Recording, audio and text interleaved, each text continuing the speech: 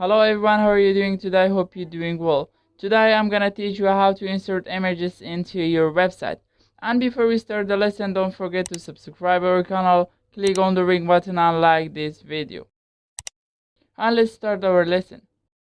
There are a lot of ways to insert the images into your website, and I will show you the easiest way and without causing any problems. First, we have to know how the tag is being written. You will write img and enter. After you click on the enter, it will directly show two attributes which are source and alt. This source is the source of the image where you save it in. To insert the image, first we need the image, and the image should be at the same folder where our HTML file is in. And let's try it practically. And let's go to our HTML location. Here it is. And let's paste an image right here. And the name of the image you will write in this form. First you will write any name, for example test.img or .png. Be sure that you add this addition, because if you don't add this .img or .png, it will cause errors in your website.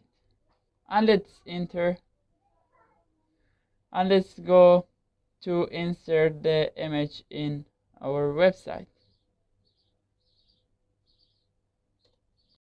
Inside the source attribute, you will write the name of the image right here. Let's write the name of our image. Let's write test. How you see, it directly shows the whole name of the image.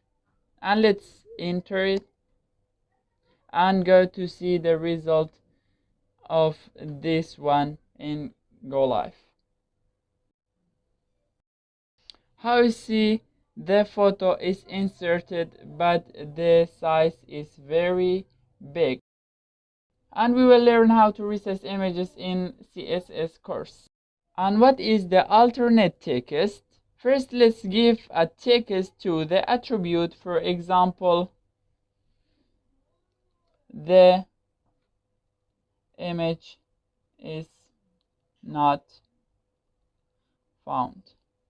The benefit of alternate text is when we give the name to image source, and if the image does not exist with that name, then it will show this text for me instead of the error. Let's do it practically. Let's write the name of image which is not exist. For example, let's write photo. And let's go to see results in live server. How you see, the image is not found, and this is the benefit of the alternate text. And here we finished our lesson. I hope you enjoyed it. Don't forget to subscribe our channel, click on the ring button and like this video.